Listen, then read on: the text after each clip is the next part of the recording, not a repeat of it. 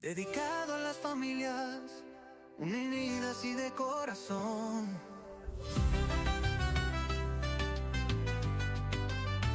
As I sit here, dreaming of the days, dancing in the kitchen, telling stories around the table. I can still hear them all, though some are not here. Your love never fades, you're part of every moment we celebrate. You taught us to hold on, you taught us to give. Con un abrazo nos enseñaste a vivir. With a hug you taught us to live. Con amor we carried on your name. Unidos, without you we'll never be the same. There's joy in our tears, smiles in the rain. You left a light, we carry on your flame. Dedicado a las familias unidas y con amor.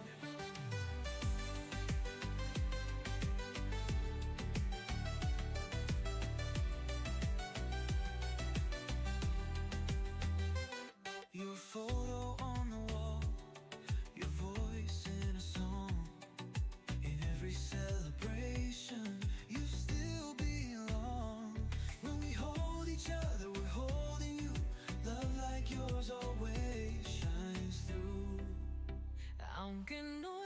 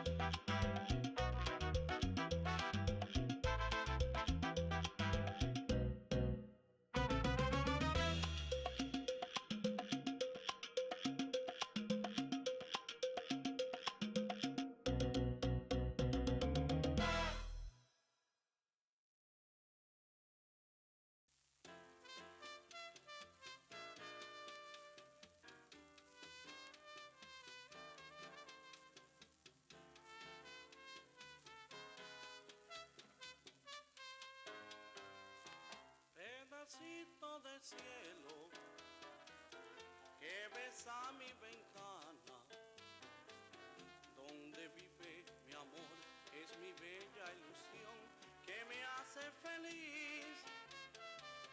Pedacito de cielo, no le niegues tus besos, que mi dulce hogar no se siente feliz si le faltas tú.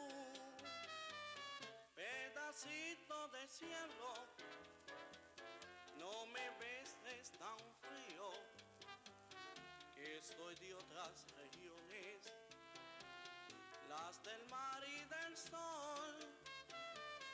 Pedacito de cielo, que besa mi ventana, donde vive mi amor, que es mi bella ilusión y mi felicidad.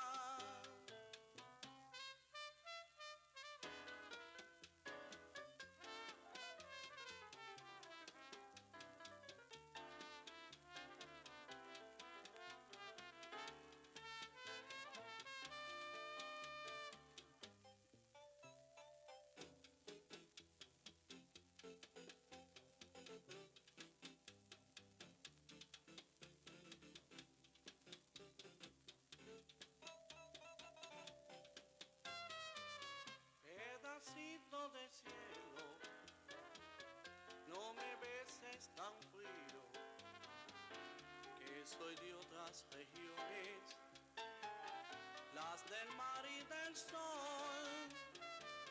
Pedacito de cielo, que besa mi ventana, donde vive mi amor, que es mi bella ilusión y mi felicidad.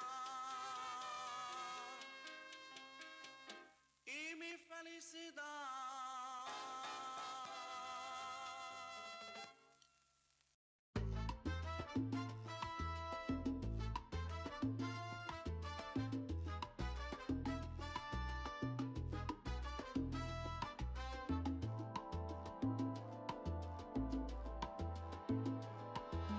Two hearts collided, broke apart in a storm. Whispers in shadows left dreams underwarm. Dust on the letters we promised to keep. Stars in the haze where our memories sleep. Lost in the haze where the echoes collide, searching for answers in the tears that we hide.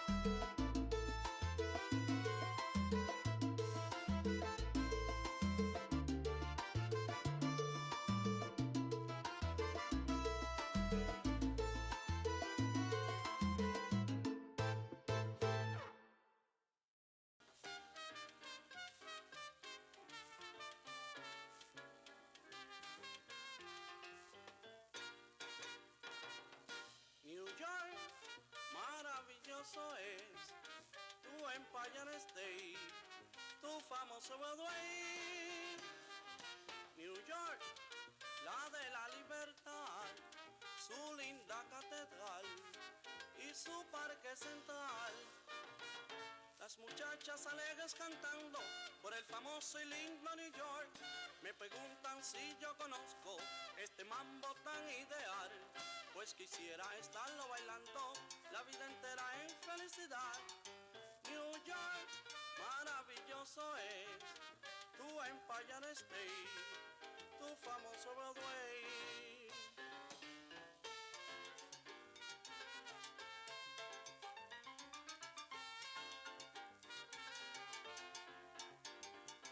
Mambo, New York City, Mambo, Mambo, beautiful New York.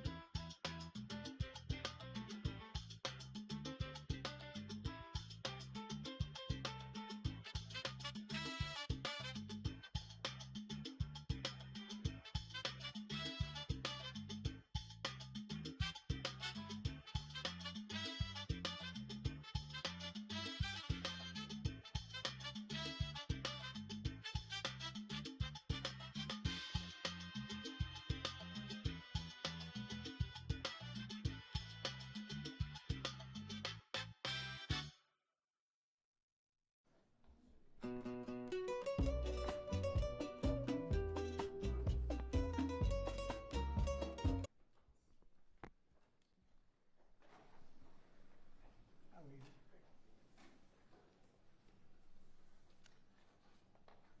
you very much. We'll start by signing 3 very important bills. And Will, would you discuss them, please? Yes, sir. This is H.R. 2808. This is the Home Buyers Privacy Protection Act. The congressman here was the lead sponsor, so I think maybe he John Rose, yes. say more about it than I John, can. please. Well, it's difficult for Americans to buy a home, particularly after the last 4 years, sir. But with the president's signature today, we're going to make it easy for people to buy a home without getting hassled. For years, their private personal information has been bought and sold in the open market, resulting in them getting innumerable phone calls and text messages. But with your signature today, we're going to put an end to that so that when Americans try to realize the American dream of owning a home, they're able to do so without being harassed. Good job. Good. It's a great honor, John.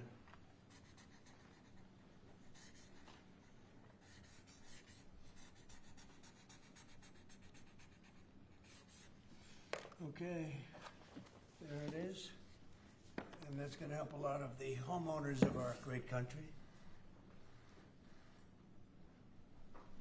John, want to hold that? Sure. Thank you, John, very much. Thank you very much. Thank you very much. Okay, Will, you go ahead.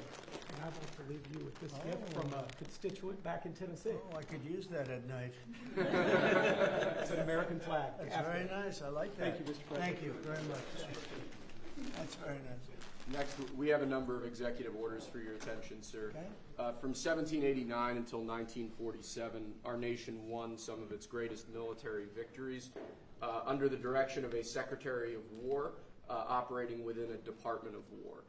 Today, with this executive order, you will authorize the current Secretary of Defense and the current Department of Defense to once again embrace this great lineage and once again be named the Secretary of War and the Department of War. So this is something we thought long and hard about. We've been talking about it for months, Pete and I, and Dan.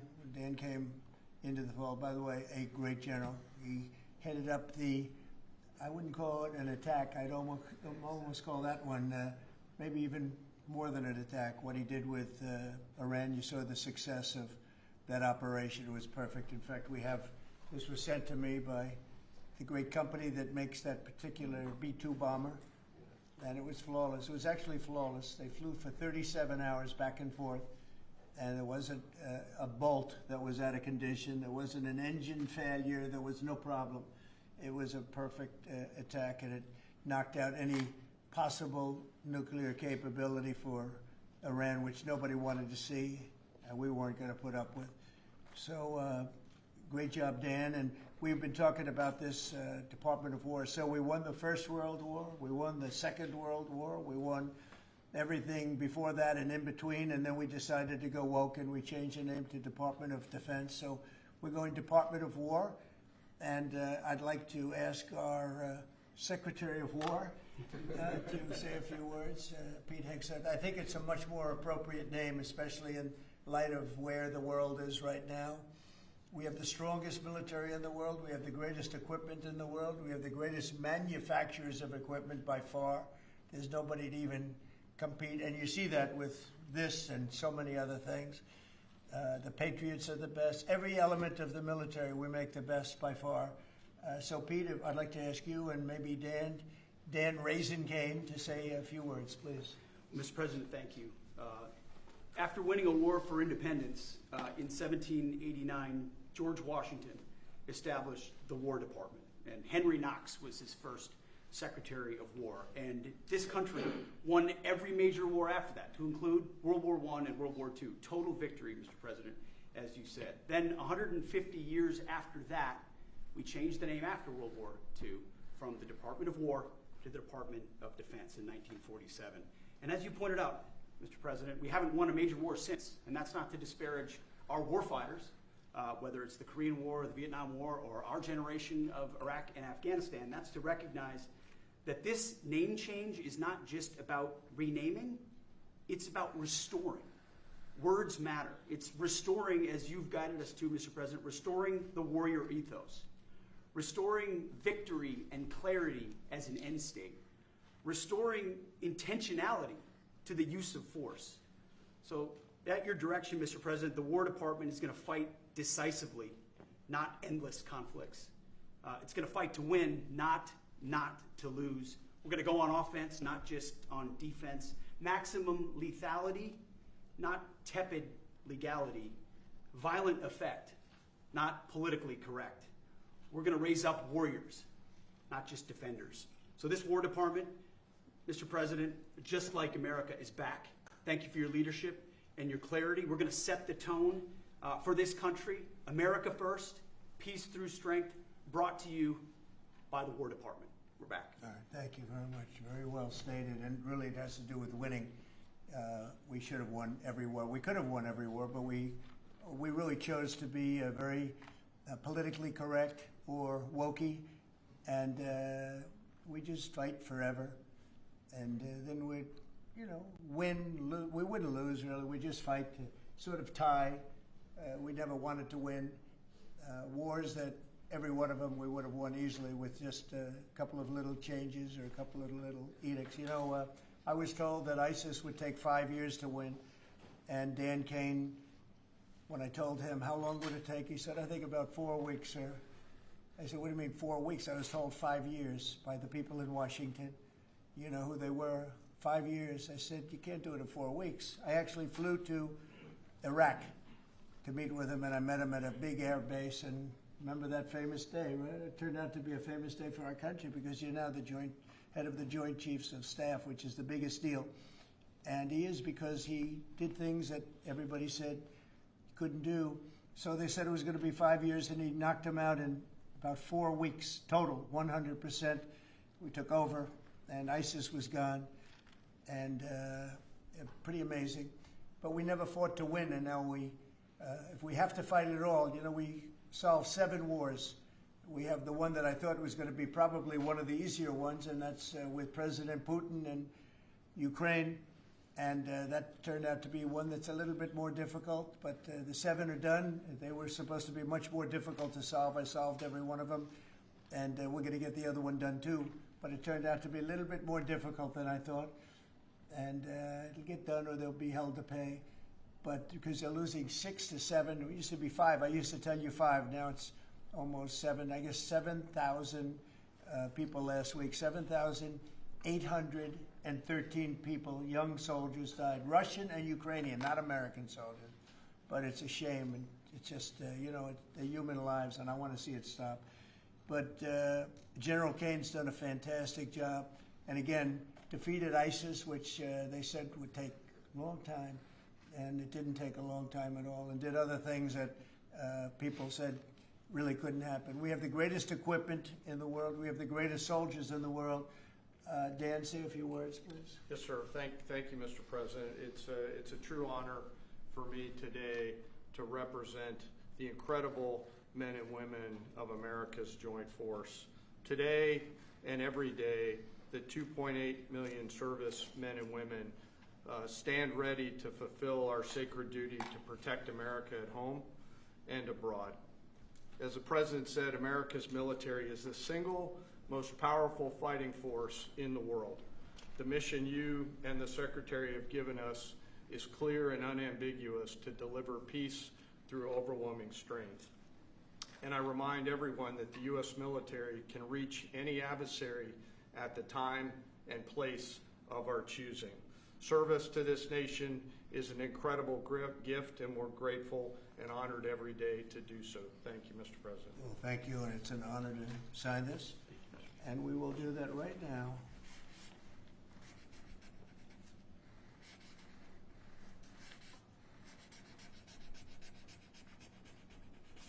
I think that's a big one, I'll be honest.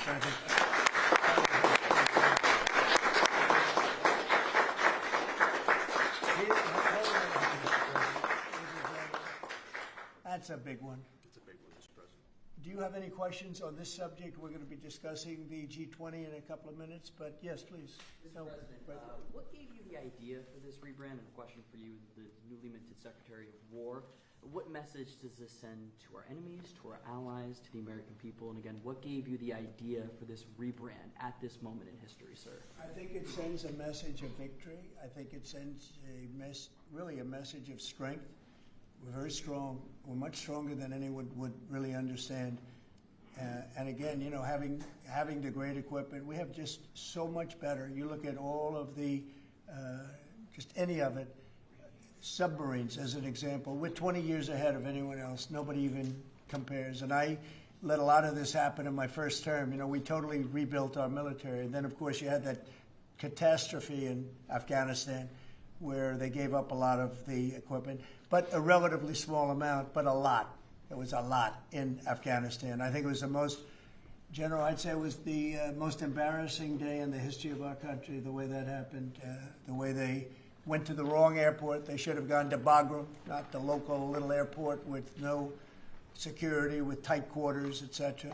You know what happened. I think it was the most embarrassing moment in the history of our country, frankly. That was under the Biden administration. That was terrible.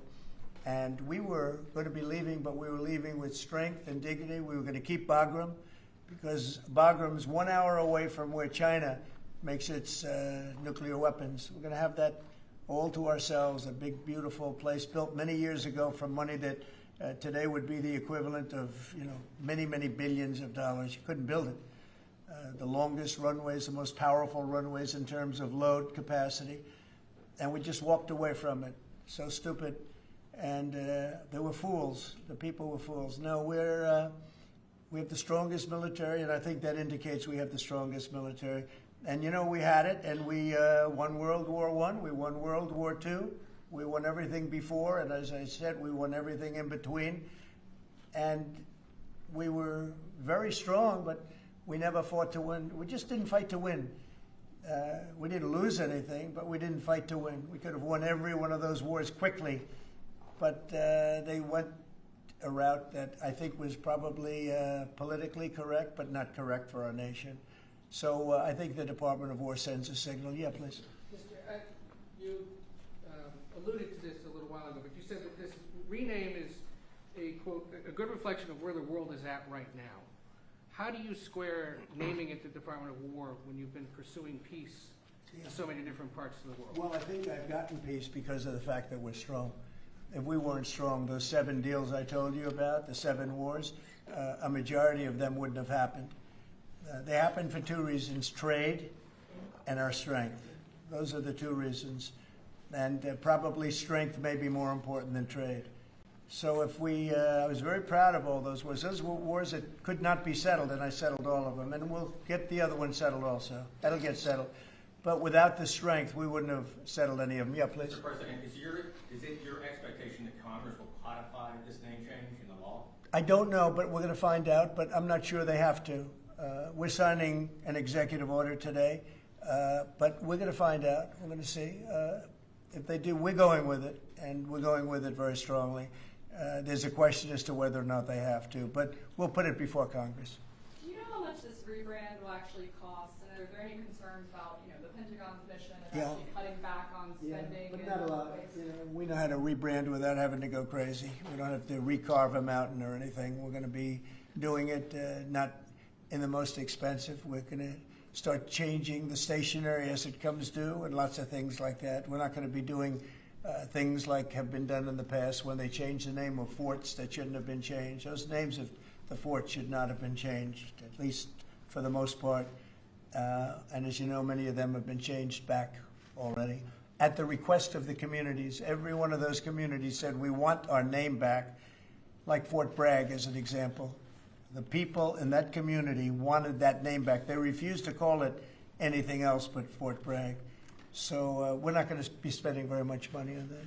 Yes, please. When you spoke with the Europeans and Zelensky earlier this week, did you preview this for them, and did you say what security guarantees they might be involved in? This is nothing to do with anybody but the United States of America, the people of America. This is who I talked to about changing a name. This is a very important change because it's an attitude. and we know how to win. We've been winning, and we're going to win like you've never seen. Wait till these factories start to open up that are being built all over the country. You're going to see things happen in this country that nobody expects. We have over $17 trillion in investment coming into the country. We never did anything even remotely close to that. No other country has either, by the way. So you're going to see things that are pretty amazing. But it's really about winning. And what about the security guarantees aspect of that with Ukraine, sir? Well, we'll work that out. We'll help them. Look, we want to save a lot of lives, so we'll do something with that. I think people expect that. We'll help them. Europe will be first in by far, and they want to be first, and they want to see it end. Europe wants to see it end, and it'll end. It'll end all of a sudden. It's going to come together. You watch. Yeah, did you want something right? Right here. Yeah, behind you, please. Yes. Yes, sir. You haven't been shy about taking bold, decisive, offensive action to protect American values. Strikes in Iran, strikes this past Tuesday on the positively ID'd Trinidad Nicaragua narco-terrorists. Is that going to be a critical function of the Department of War? It depends on the individual instance. We don't want drugs coming in from Venezuela or anybody else or any place else, and we'll be tough on that. We don't want human trafficking. We don't want to see people coming in where they open their prisons from all over the world and they dump their prisoners into our country, which is what they did in the Biden administration, where they took insane asylums and places that held people that were seriously mentally ill, mentally incompetent, mentally dangerous, and they dumped those people into our country, and we're trying to get them out now. What they've done, what the Democrats and Biden have done to this country will go down in infamy. What they have done to our country, and especially that. They created the worst inflation we've ever had. That's nothing compared to what they did with the people in our country right now. And we're getting them out, and it's not easy when you have the liberal judges destroying our country. But we've won them all. We've won it all, ultimately won it all. Hard process. It should be easy, and we know who it is. We know exactly who we're looking for. We had 11,000 murderers dropped into our country. We've gotten a lot of them out. Or in some cases, they're so dangerous, we were afraid to get them out because they'd come back in. But for the last 120 days, 0 people came in. Can you imagine? This is me speaking, but these are figures developed by, they say, a pretty liberal group of people. They admit that 0 people came into our country. Think of that. A year ago, it was millions of people were coming in. Millions. They were coming in. You could look at them, and you could say, big trouble. And that's what we have in our country. But we're getting them out, and despite that, we're doing really well.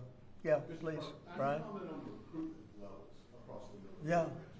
Well, the recruitment's the most exciting thing. So when I was campaigning for the office, numbers were coming out that the recruitment numbers, generally, you could speak to it better than anybody, the recruitment into the military, all branches of the military, and police and firemen and everything else. Anything having to do with like a public service, the numbers were horrible, record-setting bad. And now they're record-setting good. We're setting every record every month for recruitment. We're packed in the Army, Navy, Air Force, Marines, Coast Guard. My beautiful I love Space Command. I see Space Command, but Space Force has been, we've got a waiting list of people wanting to go in. A year ago, especially a year and a half ago, when I took the lead in the polls, which was very early, it really helped with the recruiting. And when I won from November 5th on, it's been amazing. And over the last 4 or 5 months, we're just packed. It was very hard to get police officers. Now the departments are loaded up. Everyone wants to be a policeman or woman. So it's been a great thing. General, do you want to talk about that? Sure. As you said, serving our nation is an incredible gift that we give, and the reward on that gift pays back exponentially year over year. And I think the young people of America are seeing the importance of service, and whether it's in any of our armed services or in local police, fire, or rescue, service is an important thing that I personally encourage, and I know everyone else in government service sees that same reward. And Peter, on recruitment? What do you think? I was down at Fort Benning, the newly properly renamed Fort Benning, yesterday, watching Army basic training, and they're so full they can't barely handle the throughput. It is truly historic across all the services, as you said. It's been a surge into the, I was going to say the Defense Department, but I will say the War Department. And that you might almost call it a vibe shift, an attitude shift, a feeling that the country is back, that service is back. And there were military families last year, Mr. President, that said, I don't know if I can recommend, I mean, I wrote a book on this. I don't know if I can recommend service to my son or daughter, given what's been done to our military. You heard it over and over and over again. And I hear from those same military families right now, sir, and they're saying, I recommend to my kids that they go into this department, this Pentagon, under this commander-in-chief, who they know you'll have their back and they want to serve. So it is historic, and it's the biggest reflection of how motivated Americans are by your leadership, sir. You know, really, it's nothing more than spirit, love for the country. I guess the esprit de corps, as they say, you have more of that than we've had maybe ever, frankly.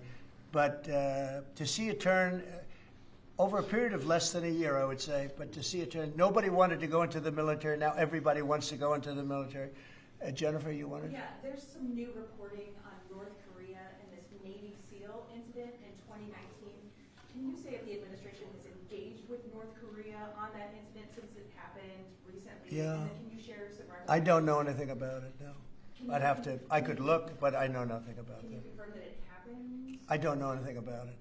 I'm hearing it now for the first time. Okay, great. And then on the Hyundai incident in Georgia with the arrest of some workers, construction workers at the plant, have you heard any feedback from Hyundai? I just heard about that a little while before the news conference, and I would say that they were illegal aliens, and ICE was just doing its job. But I know nothing about the instance. It happened a little while ago. Okay? There has been some pushback on that, though, from South Korea already, and of course, they pledged to invest $150 billion in the U.S. Just here, last week. Are you concerned? Well, and they have the right to sell cars and things in our country. It's not like a one-sided deal. Are you concerned at all about your immigration agenda potentially clashing with these economic goals? Well, we want to get along with other countries, and we want to have a great, stable workforce. And we had, as I understand it, a lot of illegal aliens, some not the best of people, but we had a lot of illegal aliens working there. So, look, they're doing their job. That's what they have to do. These are people that came through with Biden. They came through illegally. They came into our country. So we have to do our job. Mr. President, the now Department of War has been involved in the crime cleanup in D.C. You tasked Congress with proposing and passing a crime bill. What are some things that you would really like to see codified in that crime bill? Well, I think one of the things is the cashless bail. It's killing it. When that came out, the first time, that's when you saw the real big crime start to happen. Cashless bail, what a disaster that is. You murder somebody, you don't have to put up bail, and you go out in the street and you murder somebody else. That's what's happened. It happens so often. And that's one of the things. And other of the things you're reading about, it's a standard, but just a certain toughness.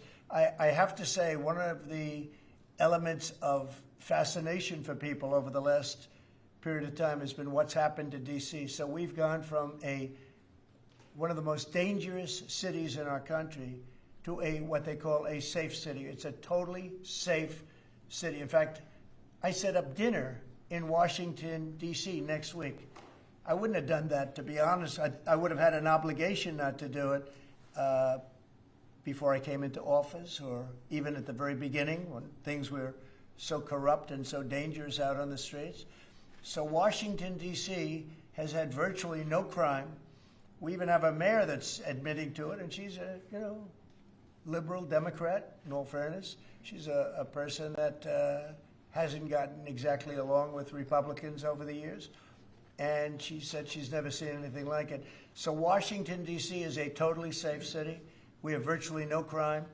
It's gone from the most unsafe city in the United States, almost, just about, to one of the safest cities, maybe the safest city in the United States. That's a tremendous compliment to our military, what we did. The National Guard's done a fantastic job. Yeah, please. Mr. President, can I ask about Florida real quick? Florida House Speaker Daniel Perez was at the White House yesterday as part of a leadership summit. Yes. And we understand you met with him separately.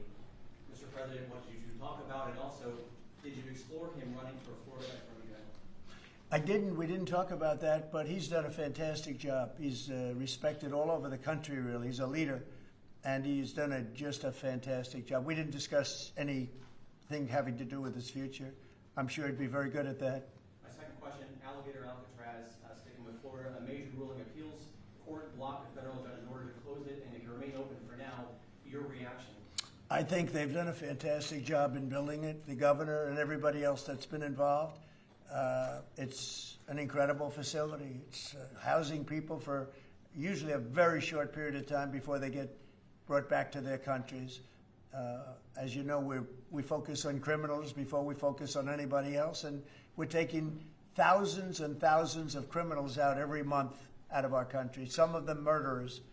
And I think Florida's done a great job by building it, and whether it's Alligator Alcatraz or anything else you want to call it, I was there. I visited with the governor, with other people. I guess Nikki was there. Tom Homan's been there a lot. A lot of people have been there. It's an amazing facility for what it is. It's not a hotel. It's not supposed to be a hotel, but they've done a great job with it, and I'm very happy with the judge's decision. You also mentioned Venezuela. I want to ask one more follow-up question on that. On the U.S. strike on the boat tied to a Venezuelan drug cartel, the Maduro regime is pushing back today. In fact, they say the U.S. seeks regime change through military threat. Your reaction to those words, and also, would you like to see regime change in Venezuela? Well, we're not talking about that, but we are talking about the fact that you had an election which was a very strange election, to put it mildly. I'm being very nice when I say that. I can only say that billions of dollars of drugs are pouring into our country from Venezuela. The prisons of Venezuela have been opened up to our country. They've taken their prisoners, the worst prisoners, murderers, Tren de Aragua. The worst prisoners that you can ever imagine are now happily living in the United States of America. Now, many of them we've gotten out. It's not easy to get them out because of the liberal system that we're working with in many cases, not in all cases. But millions and millions of dollars and billions of dollars of drugs are pouring out of Venezuela and other countries. Look, China, what they're doing with fentanyl is a terrible thing. It comes through Canada and it comes through Mexico, but a lot of it's coming through Venezuela. Venezuela's been a very bad actor, and we understand that. And when you look at that boat, you see the bags of whatever it is there. Those bags what those bags represent? Hundreds of thousands of dead people in the United States. That's what they represent. Yeah, please. Mr. President, your reaction to the jobs report this morning? Well, I'm going to talk about that in a minute. We have our great people here, so I'll talk that in a minute. Let's talk about this. We'll give a couple of because these two people want to get to work on the Department of War.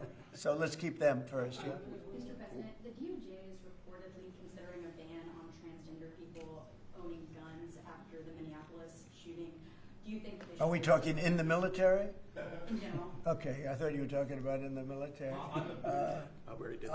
I'll refer to that then differently. Because it's not a military question, I'll be able to pass on that very nicely unless you'd like to talk about it. No, Pete doesn't want any part of that question. Yes, please. Mr. President, who do you blame for losing India to China? In your post earlier today in the morning, you did put that out. I don't think we have. I've been very disappointed that India would be buying so much oil, as you know, from Russia. And I let them know that. We put a very big tariff on India, 50% tariff, very high tariff. I get along very well with Modi, as you know. He's great. He was here a couple of months ago. In fact, we went to the Rose Garden, and the grass was so soaking wet. It was such a terrible place to have a news conference. I said, well, let's use a beautiful white stone emblematic of the White House, okay? And it's been very well received. But we had a news conference on the grass. That was my last news conference I had on the grass because everybody sunk in. You probably sunk in. Every reporter out there, they ruined their shoes. We made that change. It's been a really well-received change. Yeah, please, go ahead. On Venezuela, you've sent F-35s now to Puerto Rico. You've sent naval vessels into the Caribbean. You're concerned about drugs being illegally sent into the United States. How do you describe this buildup, this situation? Well, I just think it's strong. We're strong on drugs. We don't want drugs killing our people. I believe we lost 300,000. You know, they always say 95, 100,000. I believe they've been saying that for 20 years. I believe we lost 300,000 people last year. I know families that lost their son. Those families will never be the same. I know a family lost a daughter, a beautiful daughter. In fact, it was like she took something that she thought was like a minor deal, and it turned out to be riddled out with fentanyl, the size of the head of a pin, and you're dead. And no, we're stopping the drugs. We're going to save a lot of people. Look, whether it's 100,000, but it's not. It's 350,000 people died last year from drugs. And we're not going to let that happen to this country. Think of that. Think if you're in a war and you lose 300,000. We'll lose 600,000 in the, pretty much between Gettysburg and all of that, the Civil War, we lost, 600,000. So we're losing half of that every year to drugs. We're not going to do it. We're not going to allow it to happen. You think of the wars. If we lost 600,000 people in a war, but we lose that every 2 years, more than that. So it's 300 to 350,000 people. And when I see boats coming in, like loaded up the other day with all sorts of drugs, probably fentanyl mostly, but all sorts of drugs, and we're going to take them out. And if people want to have fun going on the high seas or the low seas, they're going to be in trouble. I will tell you, boat traffic is substantially down in the area that happened. And they called it the runway. It's a runway to the United States. And boat traffic is very substantially down on the runway. You can imagine why. I think anybody that saw that is going to say, I'll take a pass. I don't even know about fishermen. They may say, I'm not getting on the boat. I'm not going to take a chance. What happens if Venezuela flies jets over U.S. naval vessels again? Well, I would say they're going to be in trouble. We'll let them know about that. We heard that happen, but it wasn't really over, not like they described. But I would say, General, if they do that, you have a choice of doing anything you want, okay?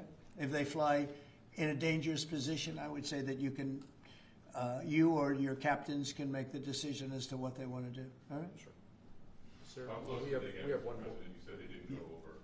Say it? How close did they get? You said the planes didn't. Well, I don't want to talk about that, but if they do put us in a dangerous position, they'll be shut down. Thank you very much, everybody. So we're going to now cover the G20, and I'm going to let these people go back to the Department of War and figure out how to maintain peace. Okay? Thank you very much. Thank you. Congratulations, General. Thank you very much. Appreciate it. Great job. Sir, just before G20, we do have one more EO Okay. for you today. And I should also say that the Department of War EO that you signed was actually your 200th EO since you Wow. came back into office on January 20th. That's more than Joe Biden did in his entire term in office, more than Obama did in either of his 2 terms in office. So it's a momentous accomplishment, and congratulations. That's good, but Biden never signed one. No, yeah, They you've were done signed every by one the- up in here. They've been signed by the AutoPen, right, didn't he? So we really beat him by much more than you think. The 201st executive order, sir, this relates to hostages and wrongfully detained Americans. This provides a new legal mechanism to declare foreign countries to be countries that engage in those sorts of practices and gives your administration powerful tools to get American hostages out.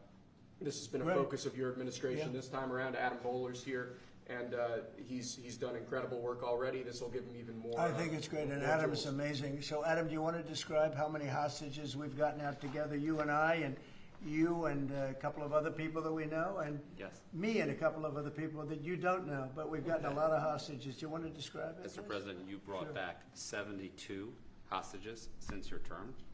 If we compare that to President Biden, he has gotten 20 taken. So he is negative 20 taken. 20 taken. They don't take our people so Yeah. often. So, Mr. President, That's good. when we spoke, you said that that was a primary focus, and I'll tell you the job is easy because of you. And we paid nothing, too. We pay nothing. We They don't pay exchange. $6 billion. They always paid $6 billion for 5 people. $6 billion. It was just a number I kept hearing. Not only that, $6 billion plus we'd get like 1 person, and they'd get 6. They got one, the Prince of Doom, they called him. He was the #1 arms merchant anywhere in the world ever. And they got him out. And on top of that, we paid money. So, no, we don't do that. You know, once you pay money, And then a lot of people start disappearing. They start grabbing reporters too. They think the reporter is going to get a lot of money, and to me, they would. You'll be well taken care of. I better stress that because otherwise we have headlines. He said this or he said that. No, I'm not smiling about it, but they would. They'd be grabbing reporters. They'd be grabbing everybody, and especially when you pay the kind of money that Biden and Obama, they used to pay money that was crazy. We don't pay, and if you don't pay, they find it to be not a lucrative business anymore. That's fantastic. Would you like to say something? So it's really Spihar, Special Envoy Bola, it's Rick Grenell, it's Steve Witkoff who brought Americans home.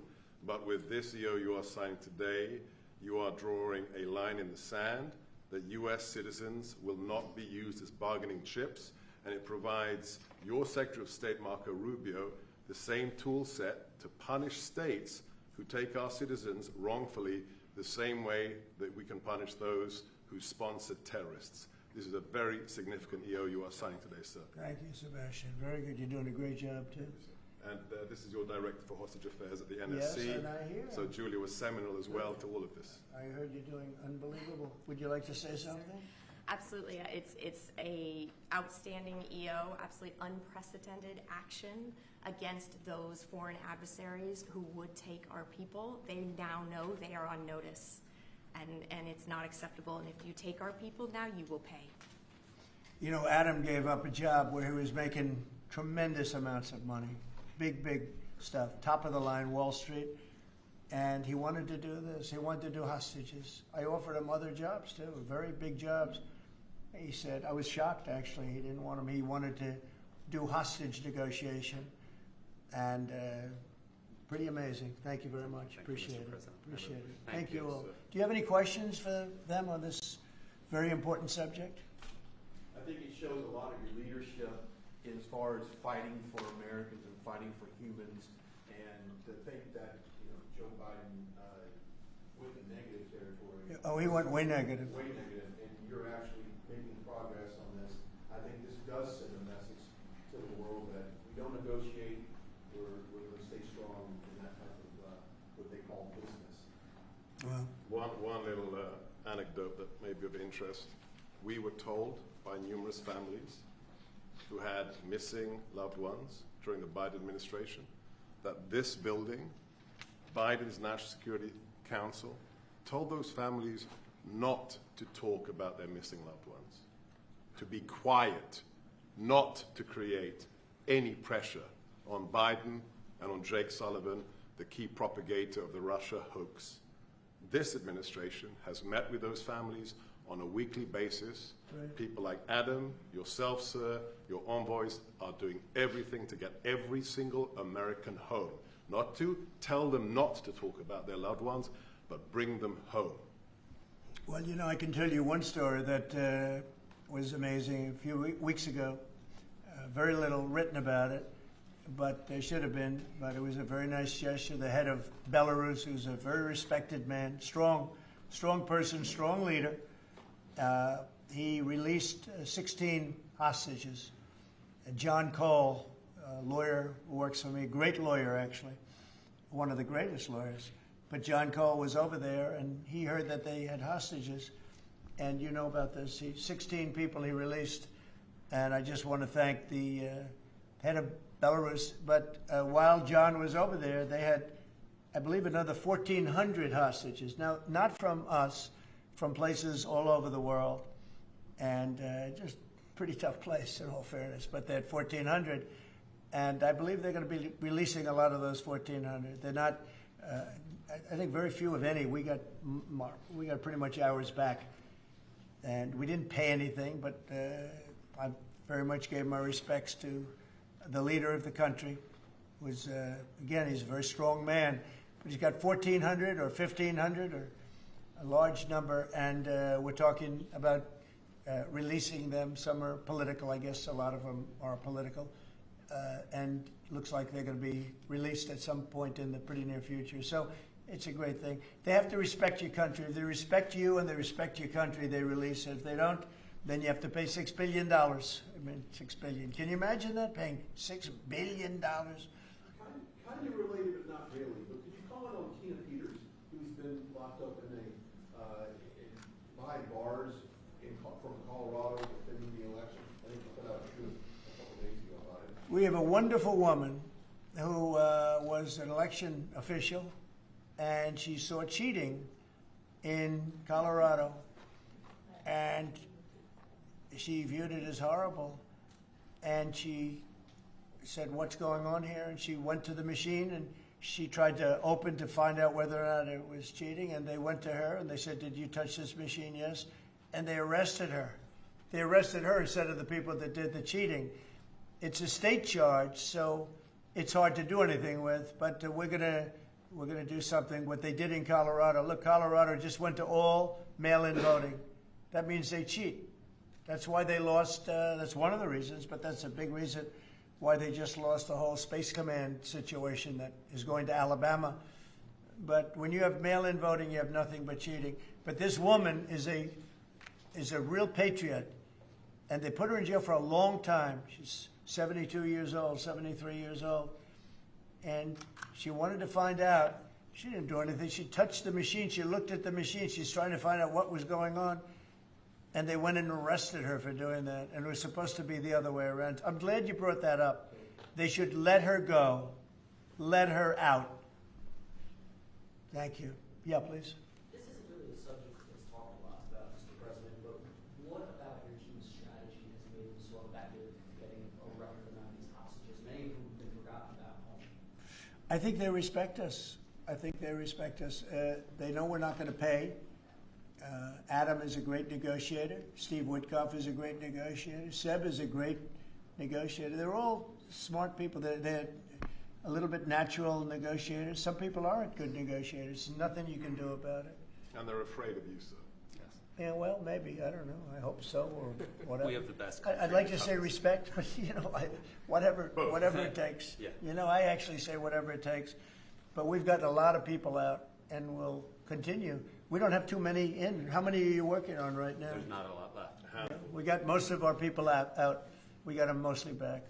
Mr. President, do you have an update on the negotiations to release the rest of the hostages in Gaza? We're in very deep negotiation with Hamas. We said, let them all out right now, let them all out, and much better things will happen for them. But if you don't let them all out, it's going to be a tough situation. It's going to be nasty. That's my opinion. Israel's choice, but that's my opinion. They got to let them out. You got 20, plus you have about 38 dead people. Young, beautiful, dead people.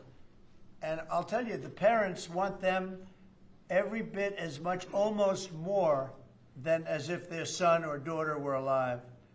But you have many dead people that are coming out as part of the deal. It's 20 people, but I think of the 20, there could be some that have recently died, is what I'm hearing. I hope that's wrong. But you have over 30 bodies in this negotiation. Can you believe? I mean, we negotiate for people that are living here. We know that at least 30 people are dead, and we're negotiating to get them out. The parents want them back so badly, as if they were alive. Every bit as much. It's really pretty amazing. It's very sad. I'm in the middle of it. And I put out the other day, I said, we want all 20. We don't want two. I was the one with myself and my people, Steve Witkoff, and Jared Kushner was great on this. But they got a lot of people out. We got almost all of them out. They're down to 20. But Adam, we got like a tremendous number out. But I always said, when you get down to the final 10 or 20, you're not going to get them out unless you're going to do a lot. And doing a lot means capitulation. That's no good either. It's a very tough situation. But I put out the other day, let them all out. Every single one. No more twos and ones. We'll give you one this week, and in 2 months we'll give you two more. And there's negotiation going on right now. Okay. And real quick, what is the biggest challenge negotiating with Hamas right now? 10 to 20, what do they want to let them free? Well, they're asking for some things that are fine. Look, you have to understand, you have to remember October 7th. People forget October 7th. It's not an easy thing to forget, right? but people forget, or they maybe purposely forget October 7th. So, you know, you have to put that into the equation very strongly. It's amazing. Some people even deny it. They deny it. They're crazy. But I've seen tape that's as violent as anything that you can imagine. Many of you have seen those same tapes. So you have to put that into the equation too. So it's not an easy situation. It's a tough one. But there are 20 people, maybe a little less, but there are 20 people that we want out. We want the bodies of these parents.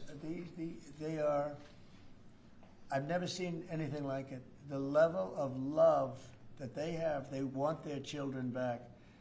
And, you know, I see demonstrations, big demonstrations in Israel about the hostages, not about the war, about the hostages, which puts Israel in a tough position because, you know, it's tough to prosecute a war when you have people they want the 20 people back. They just want them back very badly and everything that goes with it. So it's very sad. Thank you very much. We're going to talk now about the G20. I figured we could wrap 2 or 3 up. The last time I took a day off, everybody said bad things happened to me. You know that, Chef? I took 1 day off. I didn't take it off. I was working. In fact, I was here. But I didn't do a news conference, and they said bad things happened to the president. That's why they're fake news, Mr. President. It's fake news. You know, if you look, Biden, he had a press conference. He missed it for about a year, right? About a year.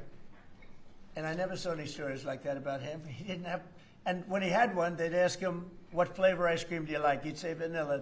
How many times have they asked him that question? What's your favorite ice cream, sir? Vanilla. Okay, that's enough. Thank you, ladies and gentlemen.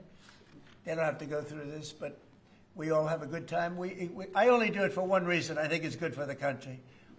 And we are very transparent. There's never been transparency like we have.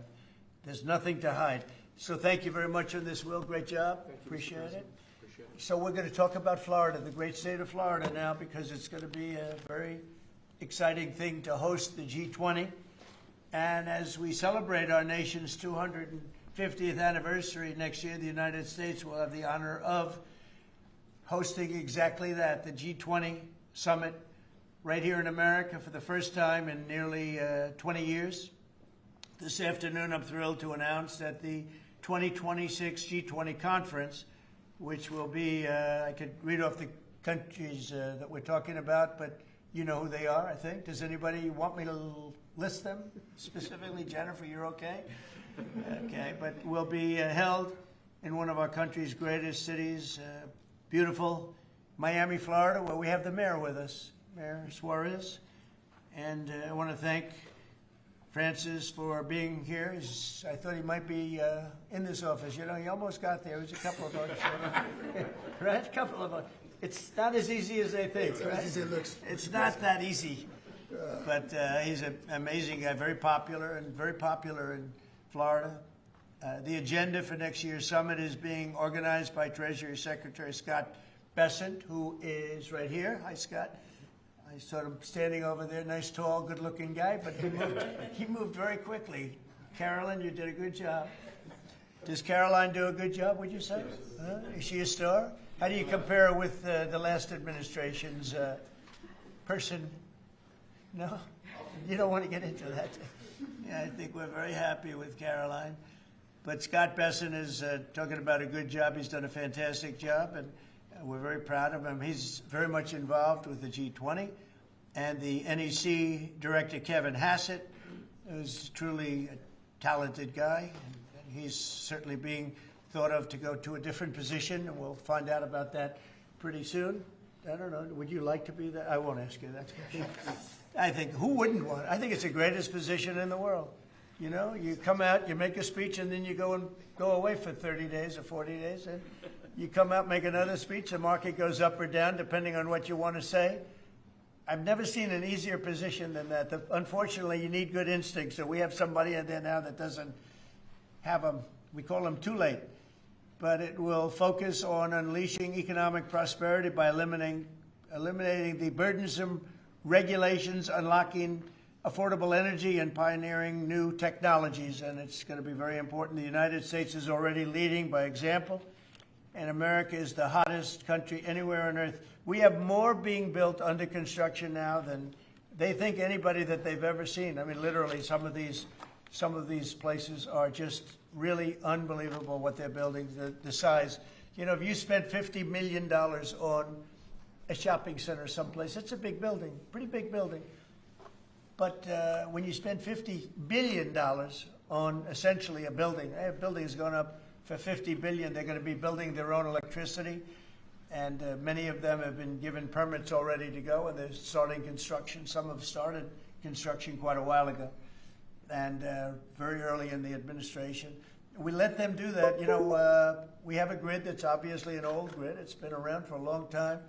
We could never handle the kind of numbers that you're talking about in terms of electricity, and we're letting them build their own plants. They build their own plants with their structures. So they build their structure, they build their buildings, and they build an electric producing plant with it, like Con Edison in New York that I grew up with, and like others that make electricity. They make it for New York. These plants will make it for their building, for AI. Then you have a lot of the car plants going up. Most of them won't need that kind of electricity, but they have the right to do that also. So we're allowing companies to build electric plants. They become, essentially, Scott, I guess they become utilities, right, if you think about it. And it's very exciting.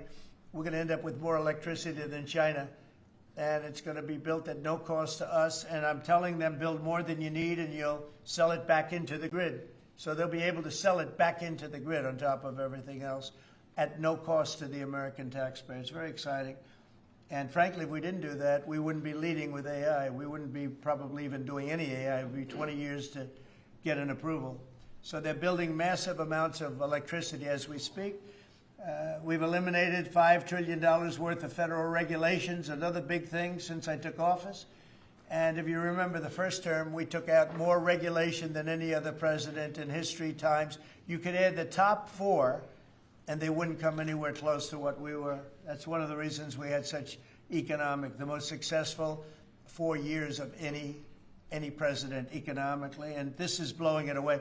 I think this will blow it away. When these plants start to even getting close to opening, I think you're going to see numbers that we've not seen before. And we've increased oil production by more than 300 barrels a day. That's a lot. Blue-collar wages are rising at the fastest rate in 60 years, and trillions of dollars of investment is pouring into the USA. It's going to be over $17 trillion very shortly, and nobody ever thought a thing like that was possible. What made it possible were, number one, they were happy with November 5th. They were happy with the election. And number two, the tariffs are bringing countries in. I mean, it's so vital to our country. It's before the courts now, and I hope we're going to do very well. We had 4 great opinions just come out, as you know, from judges. In a couple of cases, there were Obama-appointed judges that felt they had to do what was right for the country. So I respect that greatly. I respect them for doing it. But we have very strong opinions, and it'll end up going to the Supreme Court. And it's just vital for the country, vital, absolutely. We're at a level that we've never thought we'd be at, and it's because of the tariffs. Countries are pouring into our country because of you avoid tariffs if you build here. If you don't build here, you pay a lot of money. But if you build here, so what people are doing is they're coming in, they're building here. No different than what other countries have done to us. But we have a big advantage over other countries. We have a market that we built up during our 4 years that was amazing. We took a commanding lead during that 4-year period. So it's a very exciting thing, but I look forward to showing our incredible success to the world when we visit Miami next year. And I'd like to ask Mayor Suarez, truly a highly respected gentleman who's loved in his city, and we're gonna do a great job. We're gonna work together and do a fantastic job. Mayor, would you say a few words, please? Of course. Thank you, Mr. President. It's a tremendous honor to be with you here today in the Oval Office to make this historic announcement, just looking at the sign, which is so beautiful. Good job. Yeah, it's a great job. As you know, Mr. President, you were elected by double digits. You were the first Republican president over 30 years to win Miami-Dade County. And you did it because you followed through on your promises. And in Miami, what we're doing is we are following through on those promises as well. We've kept taxes low. We've kept people safe. We've leaned into innovation. We've grown 150% in the last 10 years. we've created one of the most intriguing ecosystems in the world. And this decision is not only generationally important for the city, but it puts the city on the map as one of the truly great global cities. So on behalf of all of the workers of Miami, those that work in the hospitality industry, I know you own many hospitality assets and properties, all of the small business owners who are going to benefit economically from having the G20 in Miami. Tremendous, tremendous benefit. It's going to bring in millions and millions of dollars. We just say thank you. We thank you for believing in us. We thank you for highlighting our city in a time where we have the lowest homeless rate in 11 years. We're on the precipice of having the lowest homicide rate in history, and with the lowest taxes. So we're following your America First agenda, and we're creating success in, Miami's the greatest city in the world, we believe. Thank you, Mayor. We'll see you down there. We'll see you down there before then, but we'll see you down there. Scott, would you like to say a few words? Yes, sir. So we're excited to have the G20, and what's important about the G20, President Trump's America First initiative does not mean America alone. It means America leads. So we will be holding the G20 in the capital of the world, Miami, next year to showcase the beginning of President Trump's second term. Will be a year and a half into it. We will have done peace deals, tax deals, trade deals. We've made the U.S. the best place to come, start a business, have tax certainty, energy certainty, and regulatory certainty. And it's going to be an exciting event. And the U.S., just as the President was saying earlier about the Defense Department of War, the U.S. is back on the international stage as a leader. We have whittled down the G20 back to basics. We are making it work for the American people better than ever. We have the G20 had become basically the G100 this past year. So it will be a concentrated group in Miami seeing the best America has to offer with American leadership, thanks to President Trump. Thank you very much. Great job, and a great job you're doing. Kevin, would you like to say a few words?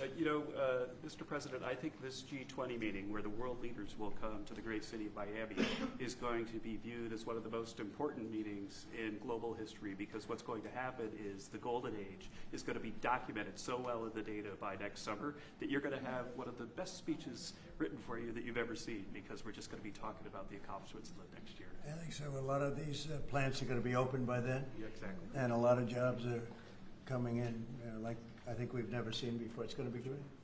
Monica, would you like to say something? Thank you, Mr. President. We're so looking forward to having the United States of America host the G20 in Miami in December of next year.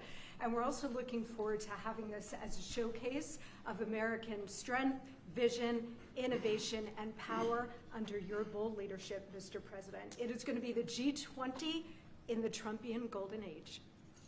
Thank you very much. Any questions on the G20? G20. You just said a moment ago that you were very complimentary of Kevin's work, and I was just wondering if he's your man Of Kevin? Yes. Yeah, I am very complimentary. I think he's fantastic. And Yep. for the Fed, he's your man. I didn't say that. I said he's fantastic, but no. I sort of know who I'm going to pick, but no, I didn't say anybody in particular. But Kevin is certainly one of the three. They say four, but probably three. That he's a highly respected person. He's great. He's great. He believes in low interest rates, and we all do. But sometimes you have to raise them to stop inflation. We had the worst inflation, I guess, essentially that we've ever had in the Biden administration, and it really hurt people. Costs are way down. Our energy costs are way down. And, when energy comes down, everything comes down. And we brought down the price of groceries and specifically the price of eggs. You remember that first week when you were screaming about eggs? I said, I know nothing about them. I just got here. That's Biden's problem. But we got the cost of eggs down to really low numbers. So we brought costs down for people. And, it's something I said. And the Democrats have this false narrative. They say, costs went up. They just say things that it's just like incredible. If you look at energy, I think you're going to be at $2 a gallon with cars very shortly. $2. It was $4, $5 under the Democrats. It's like a massive tax cut. And speaking of tax cuts, we gave you the largest tax cut in history in the bill that we just approved. The largest tax cut in history. And there'll be no tax on tips, no tax on Social Security, no tax on overtime. One of the big things you get is you buy a car and you borrow money to buy the car, you're allowed to deduct your interest, which Scott, has never happened before. You know, rich people like to talk about deductions. Middle income, they never gave them deductions. I got them one of the best deductions, an interest deduction. So it's great. Jennifer, please. Yeah, a couple questions on the G20, sir. Is there any update on your plans to attend this year's G20? And then are you saying for next I year? won't be going this year. It's in South Africa. I won't be going. JD will be going, great vice president, and he looks forward to it. But no, I won't be going to that. And then on the guest for 2026, are you saying it'll just be exclusively the 19 countries and the 2 blocks? There won't be any? No, we're going to invite other countries as observers. They call them observers, but they'll have something to say. But we're going to invite Poland. Already I've issued them an invitation. They're great. They were just here, as you know. Great leader, great new leader. One of the big surprises, I was so happy I endorsed him actually, and he won. And he's going to be a great leader of Poland. But I've invited Poland already. What about Russia? What about Russia? Oh, that's interesting. I haven't thought of that. No, I haven't thought of that. That's an interesting question. I'm going to think about that for a little while. Mr.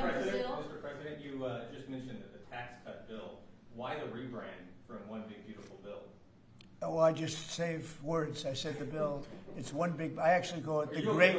I actually call it the great big beautiful bill. But it's a lot of words. Is that how you want you know, Republicans to kind of talk about it? When they I don't. You know, I just want them to say what's in it. It's an incredible bill for the middle class, for the working person. You know, we are a party of the working. It used to be the opposite. The Democrats were for the working people, and the Republicans were supposedly for the rich. The Republican Party's taken in millions of people, and the Democrats have lost millions of people. They've gone crazy. Honestly, I think they're crazy. What's happened to them, I don't know. They suffer major Trump derangement syndrome, and it's turned out to be actually a disease, but it's a disease of weak people and stupid people, because all we do is we cut taxes, we create great policy. Their policy is so terrible. They refuse to acknowledge, as an example, I see today, it's a big debate again, the women, they don't want men playing in their sports. They don't want it. The Democrats want men to play in women's sports. I saw the great governor, we have Governor Youngkin, talking about it today, that the woman who's running against our Republican candidate, who's excellent, is like so much into the, men being able to use women's bathrooms. Okay, what's that all about? Men playing in women's sports, wants open borders. Again, once they want, actually, after what we've gone through with millions, I think 25 million people came in from prisons, from mental institutions, drug dealers, drug addicts. They're pouring into, they poured in, now we have none coming in. The border's been sealed for a long time, actually almost since I got into office. Remember when the Democrats said we need legislation? I didn't have any legislation. I said close the borders. And now the borders, for the last 4 months, not one person has been allowed to come into this country illegally, not one. Done by people that would normally like to see you look bad. Those are the numbers. So it's been an amazing job. Yeah, please. Mr. President, this is going to be a major event and a major meeting for South Florida, for you, for Mayor Suarez. I know this is not until next year in Miami, but do preparations begin today? And if so, what is being done? They've already begun. We will first have to deconflict our Basel with the dates, and so we have already started doing that. And so thanks to the President's team. He started a long time ago, actually. If you knew him, he was working on this long before this press conference. Yes, sir. It's in good shape. Going to be great. Yeah, Mr. President, we learned this morning that we've lost 78,000 manufacturing jobs this year. How do you explain? Well, one thing we have is, we have the interest rates are too high. That was, a matter of the Fed. But the other thing is, so many different elements aren't included yet. And one of the things we've learned, and we learned that the hard way, watching over the last few months, are the corrections that people have been making. They'll say you're losing jobs, and then they'll say, by the way, we have a correction a month later of 100,000 jobs are missing. They actually had a correction once of 850,000 jobs. But I'll let Kevin just speak about that a little bit, because I heard him speaking about it this morning. I thought he did very well. Well, Please. thank you very much, sir. Well, I think that if you look at the indicators, there's capital spending boom, industrial production at an all-time high. The Atlanta Fed says GDP now is north of 3%. And so all the indicators are saying that things are really strong. And what we've also seen is that Goldman Sachs put out a study yesterday that said that the August number tends to be really messed up because of seasonal adjustment things, and they tend to be revised way up. And so I think if they were revised up, which has happened on average over the last 15 years by about 60,000, then everything else would make sense. But right now we're puzzled about the BLS numbers and looking forward for new leadership there to make it so that the numbers are more reliable. And again, we're building, they've started building all of these factories and plants, including car factories. Car factories are coming back. We lost more than 50% of our car production over the years, and I think we're going to get all of it back. It's coming back in really rapidly. We're building a lot of car plants. Indiana, places that you don't think of it so much, are taking, but also Detroit, lots of places it's coming in where I think we're going to get everything. We've lost it over a period of 40 years, and I think we're going to get it all back in a very short period of time. And big ones, big plants, incredible plants that were never going to come back. Without the tariffs, they wouldn't have come back. And I think without the election on November 5th, they wouldn't come back either. The election was very important also. Yeah, please. As we've been here, Mayor Adams of New York has announced that he's staying in the mayoral race there. Can you react to that, but also tell us? No, I mean, he has to do what he wants. No, I mean, he's free to do what he wants. It would seem to me, and everybody in this room, including you, that the only way you're going to beat the communists, because you have a communist running, which is fine. I'll have to deal with a communist in New York City. I never thought that was going to happen. This is something I didn't think was going to happen, Scott. You're going to have to explain this one, because we're going to have a communist mayor. It would seem to me that if he stays in, if you have more than one candidate running against him, it can't be one. If you have one candidate, if he's the right candidate, I would say that Cuomo might have a chance of winning if it was a one-on-one. If it's not one-on-one, it's going to be a hard race. And we'll get used to a communist, and he's going to have to go through the White House and get approvals for everything, and we're going to make sure that New York is not hurt. We want to make sure that New York is cherished and taken care of. And so I didn't know he was running or not running. But you didn't offer him an ambassador? No, I didn't do that. No, I wouldn't do that.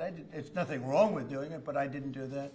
Did We anybody asked here for the administration? G20, we understand that it'll be held at Doral. Yes, it's going to be a Doral, yeah. You considered that with the G7 last time you decided against it. Why go forward with it now? Well, I think that everybody wants it there because it's right next to the airport. It's the best location. It's beautiful, beautiful everything. They actually requested that it be there because the location is the best. And we will not make any money on it. We're doing a deal where it's not going to be money. There's no money in it. I just want it to go well. And it's going to be each country will have its own building. I think it'll be really a beautiful thing. And Doral's been very, very successful. One of the most successful properties in the country. And frankly, it's the problem is in December. That's the biggest month in Florida. So, using it for you can't get a room in Florida in December, January, et cetera, that area, and that's the time we're talking about. So, from that standpoint, it's not good, but we want to make sure it's good. I think Doral would be the best location, and again, they'll have their own buildings. It'll be incredible for them, and being like 10 minutes, less than 10 minutes from the airport, and it's a big airport, international. All of the planes will be able to land, go right into their quarters. So I think it'll work out very well. Earlier on your Fed answer, sir, you said that you're looking at maybe three candidates. Or three candidates. Should we interpret that you like Secretary Bessent in his current role? Well, I like him too, but I had him as a fourth. I had four. You were talking about four. Now I'm talking about three. He told me I'm not leaving. He wants to be doing, and if he was leaving, he would certainly be one of the people I'd want. But I asked him specifically. I could ask him right now, would you rather stay where you are as treasurer, or would you rather go to the... Sir, I'm the only person on the planet who does not want the job. Okay. He really told me, he said, I love what I'm doing. Should we assume I wouldn't want to really take him because he is doing a great job. Are the top three still then Mr. Waller? I am looking at Kevin also, and I'm looking at Yeah, I would say you could say those are the top three. Good job. It's very good. Just to clarify, so you're saying that you believe Andrew Cuomo would be the best one-on-one candidate against him? Well, I think if I'm only going by the polls. It's not an endorsement or anything. It just seems that he's second. And what you do to win is you take the guy who's second and you hopefully add one and two. But maybe if the one isn't getting out, then he's not getting out, and that's okay. I think the mayor's a very nice person. I helped him. He was got caught up in a scam by the Biden administration, what they did. So I helped him out a little bit, but I would understand why he doesn't do it. I do think this. I think if you have more than one candidate, we've got ourselves a communist mayor in New York. And I don't like communist mayors. I don't like them. Yeah. You passed one big beautiful bill, sir. 5 months, all these slew of events next year. World Cup, G20, all America 250.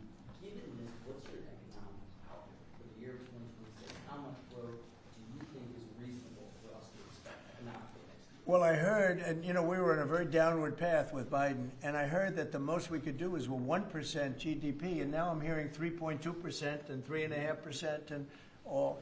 And our big year won't be really next year. I think it'll be the year after, because when these plants start opening up, it takes a period of time to build them.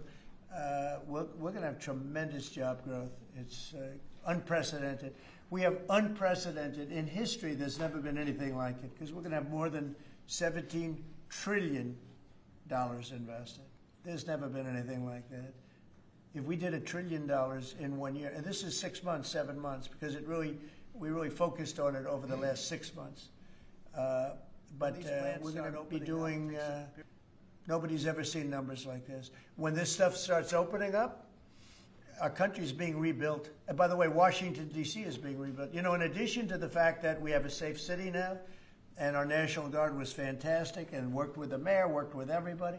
We're also doing a refurbishing of Washington. We're going to redo some of the roads, the surfaces. We're going to redo the medians. We're going to take the broken tiles off the tunnels and put brand new tiles up. And we're going to regrass all the parks. They're going to be regrassed by people that build world-class golf courses, and not necessarily people that work for me, because I don't care about that. I just want to, I'm very good at grass. Grass has a life, just like you have a life, right? It has a life. Well, this grass has been up longer than, it's like 4 lives, okay? That's why there's a lot of areas where there's just no grass. But we're going to regrass all of the parks. We're going to, in a year from now, you won't even recognize it. Graffiti's gone, the tents are gone, the medians falling into the roads are gone, the potholes will be gone, the marble's going to be polished and beautiful. It's all going to be beautiful. We're working with Clark Construction, who's one of the, well, definitely the biggest here, one of the biggest in the country, and they've been great. And we're going to do about a 10-mile radius from the White House, from the Capitol, looking sort of at both of them, go right in the middle of both of them and start drawing circles, and everything is going to be spit-shined. When the head of Poland came here last week, and when other leaders came here, a lot of them have been here over the last 8 months. I said, what do you think? And they said that we're a little surprised at the look, the filth on the road. Now it's much better. We've got it much better, but we have to do some construction things. I mean, you have medians that are all broken and rotted and rusty and disgusting. And they're all going to be changed. You're going to have a very different look. You're going to have the look of prosperity, not the look of poverty. But the big thing right now, initially, is we have no crime in Washington. We literally have no crime. They said it's down 87%. It's not down 87. It's down like 100%. We have almost no crime. People are going to restaurants that wouldn't have even thought about it. And I know families that have gone 4, 5, 6 times to restaurants over the last few weeks. And you people are in the same category. I mean, yes? I agree on that. Thank you. It's a whole different place, right? No, that's very nice. And you're so tough usually. I like her now, right? No, because she was truthful. Is that a correct statement, Brian? Yes, sir, it is. I heard you were actually mugged. You're a big, strong guy. I can't do anything when he has a gun. No, you can't. You say, thank you very much, right? Can I follow up on the beautification of D.C. Yeah. and the millions of crime? Yeah. Just out front of the White House is a blue tent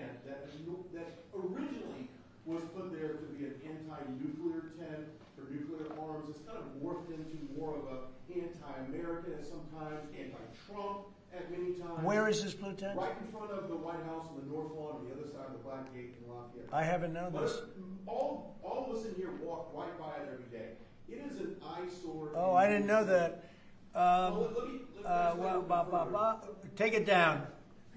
Take it down today, right now. Nobody told me that. So you're saying there's a blue tent? It's been there for 30 plus years. It was originally a peace tent, but it's kind of morphed into something. Yeah, morphed into radical left. Okay. Well, what I've heard, Is it in the Ellipse? Where is it? no, it's in Lafayette Park. It's actually Lafayette Park. Take it down. Okay. Okay? What's interesting about it is that I've had people tell me it's a public health hazard because people sleep in there, they eat, there's rats. Yeah. But also it could be a national security risk because people can hide things in there, they can Okay. weapons in there. We're going to look at it right now. Yes, sir. We have removed over 50 tent sites. Not 50 tents, hundreds and hundreds, maybe 1,000.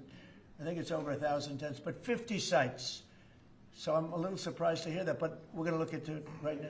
Lafayette. On the National Guard, Yes. DC Mayor has, of course, gotten on board with your cleanup of DC, but the DC Attorney General has said that he plans to, that he's suing you for Yeah. your federalization of police. What's your Can you imagine, we have an attorney general who's not related at all to the mayor, by the way. You know, it's a totally separate department. We've got so many separate departments. You have the district attorney has nothing to do with the mayor. The whole thing is crazy. But how about this? We just set a record on low crime in Washington, D.C., and we have a man suing us to let us go back to high crime. We're going to have to be here for a little while to make this really work long term after we're gone. And so we're going to meet that head on, and I suspect we'll be very successful. And I can always declare a national emergency because this was a national emergency. But right now we have the safest city. We have now one of the safe cities in the country. We had almost the worst. I mean, a city that was as bad as some of the horror shows that you've heard about for years. And we're going to fix some of those horror shows too. Okay? President, the Google ruling today that you posted on Truth Social about the Europeans finding Google. So Google is a great company. Yeah, Google is a great company, American company. Apple is a great American company, and so many others. And the European Union, I don't know why they do it, but they have been finding them numbers that have been astronomical. More so before I got here. But Apple paid $17 billion of fine in the last year. Apple, $17 billion on a case that a lot of people think they weren't guilty of. And no, I'm going to be speaking to the European Union, but it's not fair. Google just got fined $3.5 billion, and they've already paid $13 billion. They're up to $16.5 billion. And people say there was nothing wrong with what they did. It's almost a source of income to run Europe. It's become a source of income. And many other companies too, mostly tech companies, but we can't let that happen. What are you seeking from the Europeans and by when? No, I can just say you can't do that. I mean, you know, they respect us now. They didn't respect us a year ago. European Union respects us. Look, they're paying us $950 billion, right? They got to respect us. They were very disrespectful of our country. I have great respect for Ursula. I've gotten to know her very well. And I just don't think it's fair that they're taxing, and really it's almost become like a tax. It's become so regular. And I've gone to lawyers and I've asked them, what do you think? They said, they didn't do anything wrong. We can't do that. It's not fair. And it's interesting. I don't hear that about China, and I don't hear that about other places. I hear it about the European Union. We were talking about it last night. I think we had a gathering. That was the highest IQ group of people I think any room has ever had last night, you know? It was about as high as you can have. All the tech geniuses were there. They love their computers. They would tell me more about chips that I want to know. Did this come up last night? Yeah, it did. It did come up. A couple of companies said that they were taxed by the European Union. It's interesting. They weren't complaining about, in that regard, China. They weren't complaining about other places. It's the European Union, and they have. Apple was again forced to pay $17 billion last year. So I think we're going to change that around. It's just not fair. We don't want that to happen to our companies. And you know, if somebody does that, we should be doing it to them. They've got to pay. Let them pay us. But you just can't do that to our companies. Yes. Was Elon Musk invited to the dinner last wanted to go back to the G20 real quick in Miami. You know South Florida very well. Many cities are being considered for the G20. Was this a hard decision, or did Miami just stand out to you? It wasn't a hard, really. I mean, look, it's got the weather. We're in December, so it's, you know, cold in some places, and that's beautiful too. Cold weather's nice. It's all nice, you know, depending on the city. But no, Miami really wanted it. The mayor really wanted it. The people down there really wanted it. You might just address that for a second, Mr. Mayor. Yeah, as I said, I mean, a conference of this kind does two things. Number one is it puts us on the global map with the great global cities, and I think that's something that we've been trying to achieve for a generation. And I think number two, it's a tremendous boom for your economy. I mean, as the president knows, he has, you know, multiple hospitality assets, and the working people of Miami, the small business owners, are going to benefit tremendously from the economic impact of a conference like this in our city. So it's an image thing, but it's also benefiting working people in our community. Do you think Xi and Putin will attend the G20 if they're members? That's an interesting question. I'd love them to if they want to. I mean, they can, you know, as observers. They'd be observers, so I'm not sure they want to be an observer.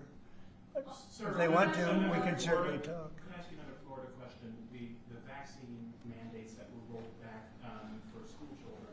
What do you think about that? What's your Well, I think we have to be very careful. Look, you have some vaccines that are so amazing. The polio vaccine, I happen to think, is amazing. A lot of people think that COVID is amazing. You know, there are many people that believe strongly in that. But you have some vaccines that are so incredible. And I think you have to be very careful when you say that some people don't have to be vaccinated. It's a very, you know, it's a very tough position. So I'd give you an answer. I'll give you a feeling. But just initially, I heard about it yesterday, and it's a tough stance. Look, you have vaccines that work. They just pure and simple work. They're not controversial at all. And I think those vaccines should be used. Otherwise, some people are going to catch it, and they endanger other people. And when you don't have controversy at all, I think people should take it. Okay? One more follow-up on your comments on the taxes. On the upcoming tax bill, are you discussing, do you want that new tax bill to eliminate inflation from calculating capital? When you say the upcoming tax bill, because when you have an upcoming, we just passed the biggest tax cut in the history of our country, so there's nothing upcoming. There's something that we just passed. So we passed the biggest tax cut in the history of our country for the middle class, for the worker, and that's the only bill that we're really talking about. We did a good job. It's very comprehensive, and I will say the Democrats, if you gave them every point that they wanted, every point that they've dreamt of all their lives, you wouldn't get one Democrat vote. They really are. They've become deranged, sick. It's crazy. If you gave them a list of the top 10 things that the Democrats wanted and you put them in a bill to get passed, you wouldn't get one vote. It's the only thing they have. They stick together, but they're dying. I mean, they're down to 16% approval rating, the lowest rating in history for either party. And we have the highest rating we've ever had. The Republicans have the highest rating we've ever had. On the National Guard, have you decided which city that you want to go into now? Yeah, I have. I have. I'm not going to say it now, but yeah, I have. We're going to go into another place and straighten it out. And I will say this: I watched today. I didn't know that was continuing to go on, but Portland is unbelievable. What's going on in Portland? The destruction of the city. Well, I'm going to look at it now because I didn't know that was still going on. This has been going on for years. So we'll be able to stop that very easily. We'll be able to stop. But you know, that was not on my list, Portland. But when I watched television last night, this has been going on. You wouldn't be standing if you were the mayor. You would be. Can you imagine what they're doing? They're walking in, throwing smoke bombs into the store. These are paid terrorists. Okay. These are paid agitators. These are professional. I watched that last night. I'm very good at this stuff. These are paid agitators. They get paid money by radical left groups, not radical right groups, radical left groups. and they get paid a lot of money. And you see it with the signs. You know, they all have perfect signs that are printed. They look as good as that sign. Those signs aren't made in basements. They're made at professional printing offices, and they cost a lot of money. These are paid agitators, and they're very dangerous for our country. And when we go there, if we go to Portland, we're going to wipe them out. They're going to be gone, and they're going to be gone fast. They won't even stand the fight. They will not stay there.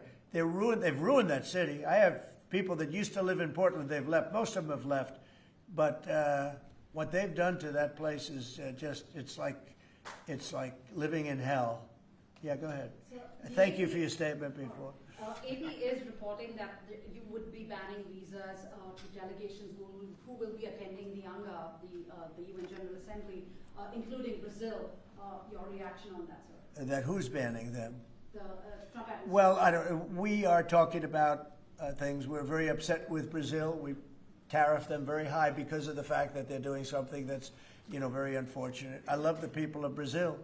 We have a great relationship with the people of Brazil, but the government of Brazil has changed radically.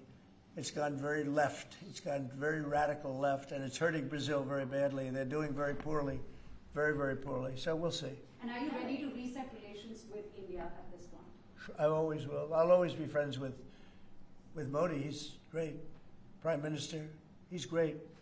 I'll always be friends, but I just don't like what he's doing at this particular moment. But India and the United States have a special relationship. There's nothing to worry about. We just have moments on occasion. How are trade talks going with India and with other countries that you haven't reached a trade deal with, particularly Western? They're going great. Other countries are doing great. We're doing great with all of them. We're upset with the European Union because of what's happening with not just Google, but with all of our big companies. They just, hit them with these unbelievable fines. $17 billion and $14 billion. And they use that money to run Europe. It's almost become like common. It's almost become a yearly occurrence, like it's a tax. So it's very unfair. I want to thank you all very much, and we'll see you around. We're going to see you in Florida, but we'll see you a little bit before that, I suspect. Okay? What are you having for dinner? Thanks, guys. Thank you, President. Well, I'll be having something good here. I'll be at the White House. Thank you. Thank you very much. Thank you, Thank you. Thank you very much. Thank you, guys.